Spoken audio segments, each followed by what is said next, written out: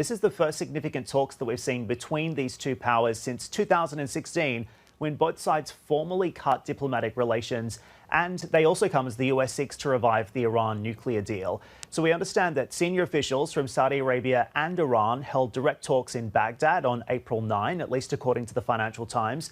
Those talks focusing on recent Houthi attacks and the situation in Yemen, where, of course, Saudi Arabia and Iran have been battling a proxy war since 2015.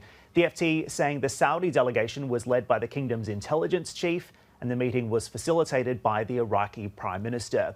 Now, these talks could be seen as a sign that the Biden administration is starting to shift the regional dynamics. Saudi Arabia, of course, wants to end that war in Yemen against those Iranian-backed Houthi rebels who have stepped up missile and drone attacks against critical Saudi oil infrastructure and cities this year.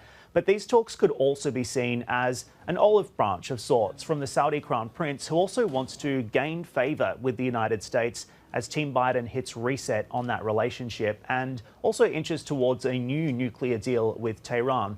But when you take a step back here, of course, as you know, ties between Saudi Arabia, which is the leader of the Sunni Muslim world, and Iran, the top Shia power in the region, have always been strained. Those relations basically hitting a major low in 2016 following an attack on the kingdom's embassy in Tehran.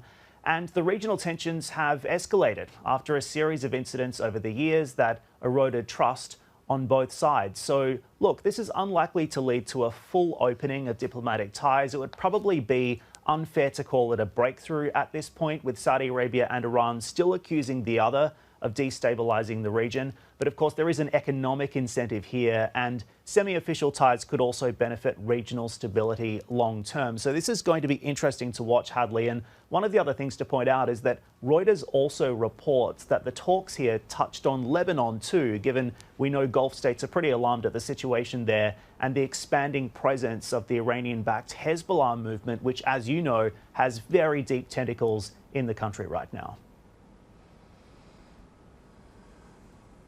Absolutely. I mean, that's one of the as yet unanswered questions, isn't it? I mean, what does all of this mean for Lebanon and for Iran's proxy, basically across the region? Will talks with Tehran elicit any kind of agreement with Hezbollah? Remember, they represent a huge political force in Lebanon. They've got the weapons.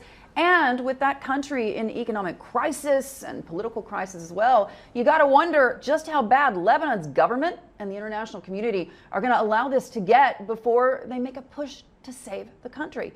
I was there over the last week. I saw firsthand how hard life has become for people from all walks of life, frankly. They can't access their money. They're worried about how a new deal with Tehran could impact that very precarious balance of power. And they're angry. They're angry at the central bank. They're angry at the bankers. And they are frustrated, frankly, with the politicians. Most of all, they say they're stalling. You know, they're just stalling in that formation of a government.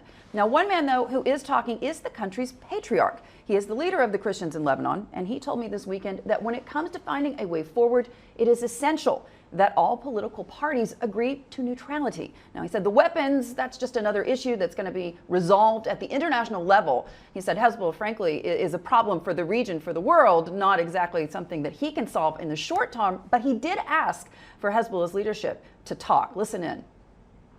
I haven't heard yet directly from Hezbollah if he is against or with neutrality. If he says I'm against, I'll ask him, are you against the sovereignty of Lebanon? You don't want Lebanon to be a sovereign state on its territory. If it's true, you don't want neutrality. You don't want Lebanon to fulfill its role. Anyway, I assert that there has been no sincere and clear position with regards to neutrality from Hezbollah. And I'm waiting.